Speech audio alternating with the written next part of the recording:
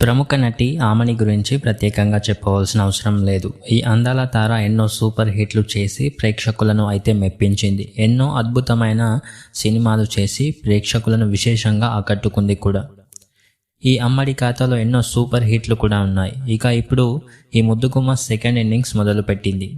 అయితే సీరియల్స్లోనూ నటిస్తూ మంచిగా మెప్పిస్తూ ఉంది. కాగా గతంలో ఆమెని ఒక ఇంటర్వ్యూలో మాట్లాడుతూ సౌందర్య గురించి ఆసక్తికరమైన విషయాలు పంచుకుంది.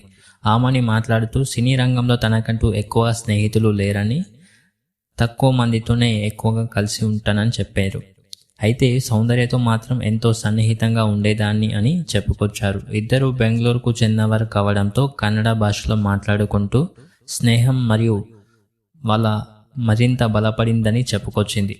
సౌందర్యతో కలిసి 3-4 చిత్రాల్లో నటించడం, షూటింగ్ స్పాట్లో పక్కపక్కన కూర్చొని కన్నడ పాటలు పాడుకుంటూ కన్నడలో మాట్లాడుకుంటూ గడపడం వంటివి వారి బంధాన్ని మరింత బలపరిచాయని ఆమెని గుర్తు చేసుకున్నారు. అప్పట్లో సౌందర్య ఆమెను చిన్న పిల్లకున్న అమాయకత్వంతో పోల్చేవారట. ఆమెని వివాహం తర్వాత కూడా సౌందర్యతో ఆమె స్నేహం కొనసాగిందట. సౌందర్య తల్లి ఆమెని తరచుగా ఫోన్ చేసి పలకరించేవారట. సౌందర్య తన సొంత షూటింగ్ల సమయంలో ఆమెని వచ్చి కలవమని కోరేదని ఆమెని చెప్పుకొచ్చింది. సౌందర్య తండ్రి మరణించినప్పుడు రాత్రి 10 గంటల సమయంలో ఆమెని హైదరాబాద్లోని ప్రశాంత్ కుటీర్కు పిలిచి ఆమె భుజాలపై తలపెట్టి చిన్న పిల్లలా ఏడ్చిందని ఆమె గుర్తు చేసుకున్నారు.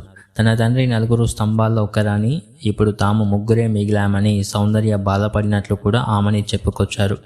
ప్రశాంత్ కుటీర్తో సౌందర్యకు విడదీయరాని అనుబంధం ఉండది.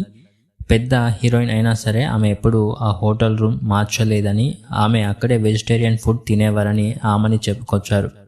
జగపతి బాబుతో సౌందర్యకు సంబంధం ఉందనే అప్పట్లో ప్రచారం ఉన్న పుకార్లపై ఆమెని స్పందించారు. ఈ పుకార్లలో ఏమాత్రం నిజం లేదని ఖండించారు. జగపతి బాబుకి అప్పటికే వివాహమై పిల్లలు ఉన్నారని, ఆయనకు అలాంటి ఆలోచనలు లేవని చెప్పారు. ఆయనకు సౌందర్యపై ఒక నటిగా గౌరవం, అభిమానం మాత్రమే ఉన్నాయని, ఆయన బ్యానర్లో కొన్ని సినిమాలు కూడా చేశారని ఆమెని తెలిపారు. సౌందర్యకు కూడా అలాంటి ఆలోచన ఏమాత్రం లేదని, ఆమె తన తండ్రి మాటను గౌరవించి ఆయన నిర్ణయించిన వ్యక్తిని పెళ్లి చేసుకున్నారని చెప్పారు. తన తండ్రి అన్నయ్య అమర్ చెప్పిన ప్రతి మాటను సౌందర్య వినేదని, ఆమె చిన్నపిల్లలాగే ఉండేదని ఆమెని చెప్పుకొచ్చారు. కాబట్టి జగపతి బాబుతో ఆమెకు సంబంధం గురించి వచ్చిన పుకార్లు కేవలం పరిశ్రమలు సృష్టించిన వదంతులు మాత్రమేనని ఆమెని తేల్చి చెప్పారు.